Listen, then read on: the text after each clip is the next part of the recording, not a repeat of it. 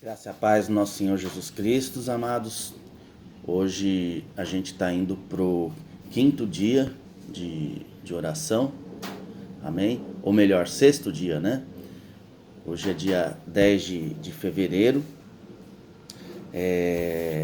de 2020. Meu nome é Alexandre. Eu tenho orado de segunda a sexta-feira aqui na minha casa. Eu moro aqui em Jaguariúna. Para quem não sabe, alguém por um acaso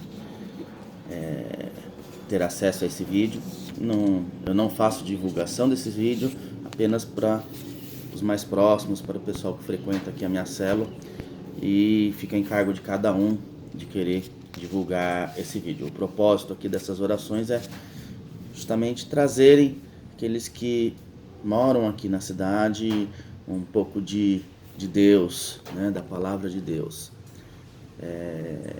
Eu faço as orações todos os dias de segunda a sexta-feira, das 7 às 7h30 da manhã, tá? Em casa, minha casa está aberta para vocês. Eu estou fazendo a leitura do livro A Revolução dos de um Talento, do pastor Aloysio Silva. Hoje eu vou ler parte do capítulo 5. Ok? Vamos orar rapidamente, irmãos.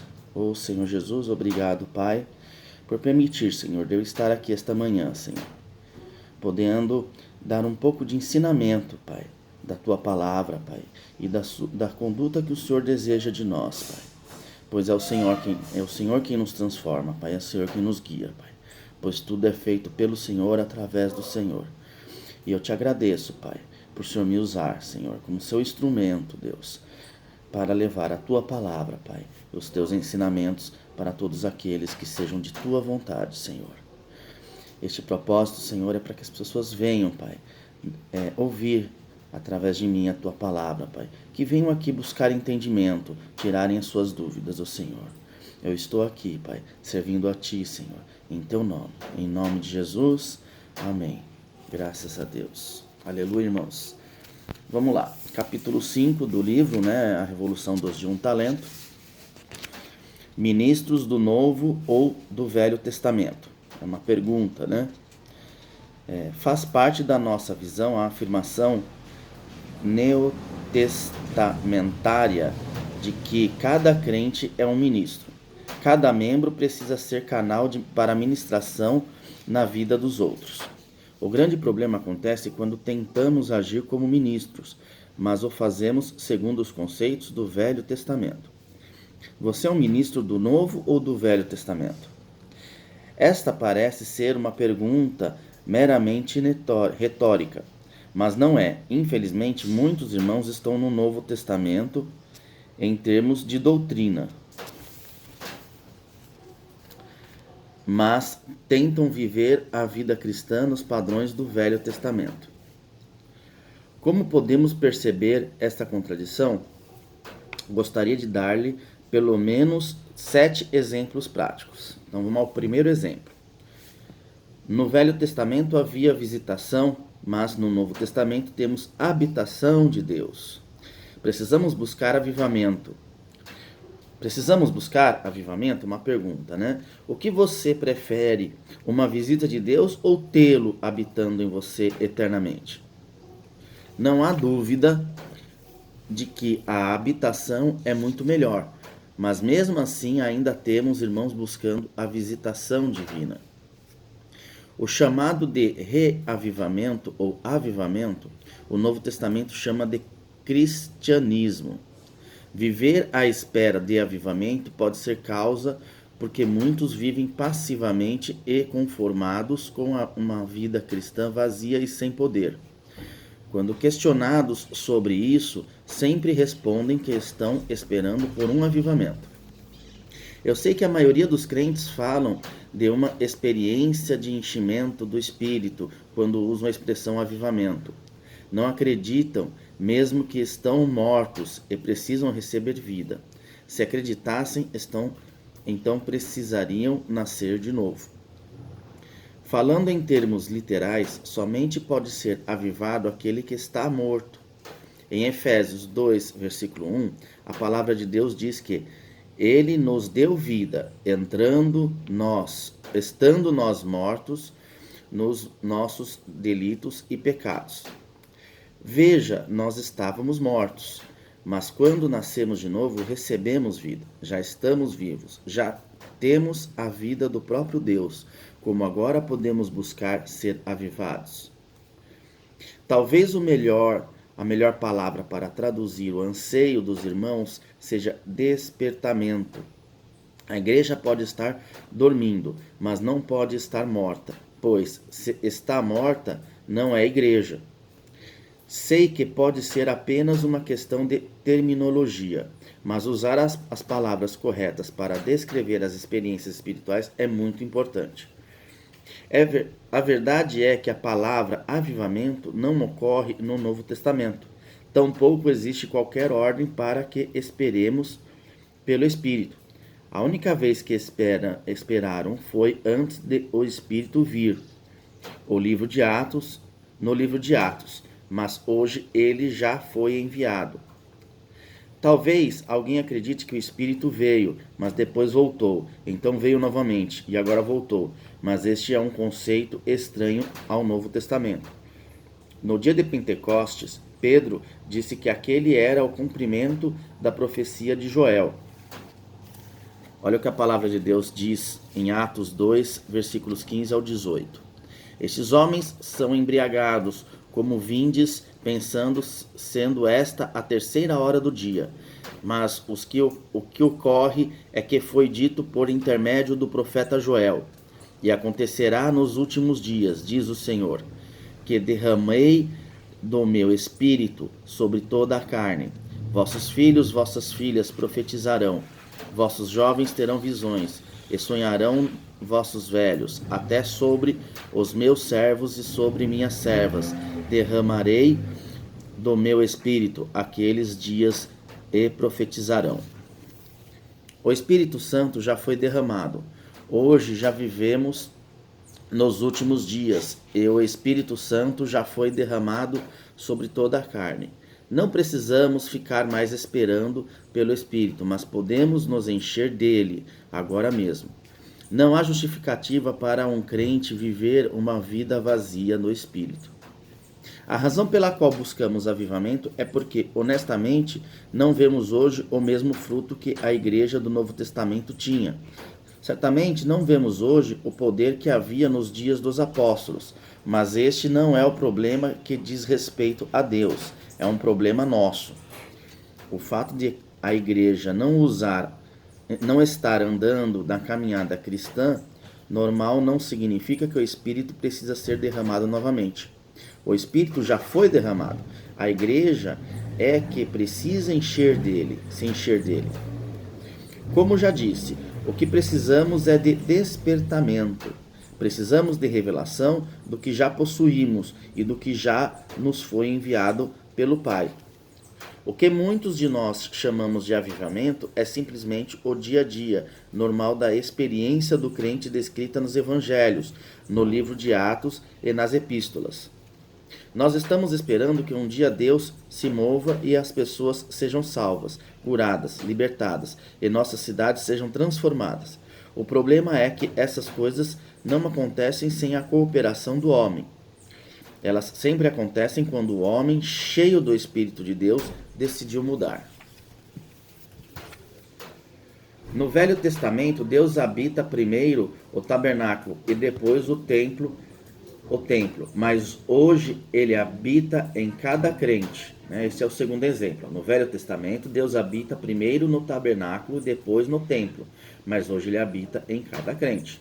Ou seja, Deus, amados, aquele que já acredita, tem fé em Cristo Jesus como Deus único, suficiente, Salvador, ele já habita em você, amado. O Espírito dele, o Espírito Santo, já está em você. Será que podemos ficar mais perto de Deus? Segundo o conceito do Velho Testamento, você ficaria mais perto de Deus quanto mais perto estivesse do templo. Um cidadão comum de Israel certamente invejava a intimidade que um sacerdote podia ter com Deus, uma vez que ele podia entrar no lugar santo, algo que era vedado ao cidadão comum. As pessoas certamente experimentavam uma sensação de distância de Deus, porque a presença do Senhor era algo restrito a poucos. Mas hoje, no dia do Novo Testamento, nós podemos entrar com ousadia no Santos dos Santos. O véu já se rasgou e Deus veio habitar em nós, em nosso meio. Olha o que a palavra de Deus diz em Hebreus capítulo 10, versículo 19 e 20. Tendo, pois, irmãos, intrepides para entrar no Santo dos Santos, pelo sangue de Jesus, pelo novo e vivo caminho que ele nos consagrou no véu, isto é, pela sua carne. Todos nós queremos ter um relacionamento mais profundo e mais significativo com Deus. Este é o desejo realmente bom, porque todos nós, feitos com a luva, a imagem e semelhança da mão, fomos feitos para conter Deus e nos relacionar com Ele. O problema acontece quando pensamos que estamos distantes de Deus e que precisamos chegar mais próximo, mas isso contradiz a verdade da palavra de Deus. Você está nele? Vamos pensar sobre isso por um segundo. Nós, como cristãos, tornamo-nos um com a divindade. Estamos no Pai e o Pai está em nós. Estamos em Cristo e Cristo está em nós. Estamos no Espírito Santo e o Espírito Santo está em nós. Então, como podemos ficar mais perto de Deus? Eu sei que parte do problema é o conceito equivocado de que Deus se afasta de nós cada vez que pecamos. Como pensamos que Ele se afasta e sabemos que sempre pecamos? Então concluímos que precisamos chegar mais perto dele, mas isso precisa ser mudado. É verdade que podemos apagar o Espírito em 1 Tessalonicenses, capítulo 5, versículo 19, e também podemos entristecê-lo, em Efésios 4:30, mas ele nunca nos abandonará. Certamente nossa sensibilidade e percepção do Espírito pode ser afetada e algumas vezes podemos não sentir sua presença, mas precisamos crer que Ele nunca nos deixará, porque Ele tem dito, de maneira alguma te deixarei, nunca jamais te abandonarei, em Hebreus capítulo 13, versículo 5. Em João 15, Jesus disse que Ele era a videira e nós éramos os ramos. Ele disse que nós somos para parte dele mesmo. Imagine uma árvore sólida e grande, com um enorme tronco e muitos ramos. Agora me responda, qual ramo está mais perto do tronco? É uma pergunta estúpida, certo? Eles estão todos ligados ao tronco. Não existe um mais perto ou mais longe. Agora deixe-me fazer outra pergunta. Quais dos ramos são os mais antigos? Isso é óbvio também, certo? Os grandes galhos grossos, obviamente. Qual é a verdade aqui? Nós não ficamos mais perto de Deus, mas nós crescemos em Deus. Estamos tão perto dele como nunca poderemos ficar. E é por desfrutar dessa união com ele que nós crescemos e somos alimentados para nos tornar um galho robusto e sólido, que dá muito fruto. Temos de mudar nossa linguagem. Esta linguagem de se sentir longe de Deus e por isso ter necessidade de ficar mais perto dele é extremamente prejudicial. Esta é a base pela qual muitas pessoas se relacionam com Deus. Colocam sua união com Deus baseada em seu desempenho, em vez de basearem na obra de Jesus na cruz. Vamos começar e nos concentrar no fato de que somos um com Deus e todos devemos crescer nele. E vamos abandonar esse conceito contraditório de que precisamos ficar mais perto de Deus. É indiscutível que precisamos ser intensos na presença de Deus. Paulo diz que precisamos servir a Deus com fervor de espírito, numa verdadeira ebulição espiritual. Isso em Romanos capítulo 12, versículo 11. Essa intensidade é apenas a expressão exterior de um coração apaixonado. O problema é que muitos crentes se sentem distantes de Deus e começam a orar em fraco desespero, tentando atrair o Senhor que supõe estar distante deles. São duas situações completamente diferentes. Fico preocupado com canções cujas letras afirmam que estamos desesperados por Deus. Eu sei que é bom ansiar pela presença de Deus, mas esse desespero nos fala de alguém que está longe e está tentando desesperadamente retornar, chegar mais perto. Estar desesperado por Deus não parece ser uma relação saudável com o Pai. Fomos colocados diante do buffet celestial, com todo o suprimento de Deus, mas há algumas pessoas desesperadas de fome diante desse banquete. Isso parece muito estranho. Sei que tudo isso pode ser apenas o uso errado de uma terminologia. Sei que você está apenas dizendo que anseia por sentir a presença de Deus. O problema é que nossos novos convertidos entendem exatamente aquilo que falamos e não o queríamos ter dito. Olhe a definição de desesperado no dicionário, que deixou de ter a esperança, desanimado, desencorajado, desiludido, mergulhado no desespero, extremamente aflito, atormentado, desolado, ou quem perdeu toda a esperança, toda a fé em seu futuro. Agora que sabemos o significado da palavra desesperado, como podemos usar esse sentimento para descrever um relacionamento saudável com Deus? Você está em Cristo e Ele está em você. Deus habita em você e o envolve completamente. Ele prometeu que nunca vai deixá-lo, nem desampará-lo. Se você está desesperado, então você tem um relacionamento disfuncional. Todo esse desespero somente destaca algumas crenças erradas sobre o seu relacionamento com Deus. Não é por acaso que muitos chegam diante de Deus, agonizando, então sempre gritando desesperados porque se sentem distantes de Deus. É verdade que nem sempre percebemos a presença de Deus, e certamente precisamos orar e louvar de todo o nosso coração, mas o que atrai a sua presença é a fé, e não o nosso desespero. A vida cristã é toda sobre permanecer em Cristo. Pela morte de Cristo na cruz, nós somos feitos um com divindade e podemos desfrutar da união com Deus continuamente, inteiramente, por iniciativa de Deus, não nossa. Precisamos apenas crer e começar a desfrutar da intimidade com o Pai. A verdade do Evangelho é que Cristo em nós é a esperança da glória. Nós fomos feitos templo de Deus. O Santo dos Santos está no nosso espírito. Temos acesso à presença de Deus continuamente pelo sangue de Jesus. Muitos, porém, ainda consideram que a presença de Deus é algo que depende deles mesmos. Por isso, vivem desesperados pela presença de Deus. O seu foco está na habitação permanente de Deus ou o seu foco está na visitação de Deus? São duas formas de se relacionar com Deus que vão afetar profundamente a sua vida cristã. Amados, vamos parar por aqui, né? Já deu um bom tempo aí de vídeo, quase 20 minutos, para não ficar um vídeo muito longo. O texto ficou claro, a leitura tá bem explicada, eu acho que não há questões de dúvidas, mas se você tiver alguma dúvida, eu estou à disposição, manda uma mensagem. Esse vídeo eu tenho um canal do YouTube, não é um canal para divulgação, é um canal que eu criei por conta de eu por um momento precisar publicar alguns vídeos para uso próprio, então não é a minha intenção aí divulgar canal, ok?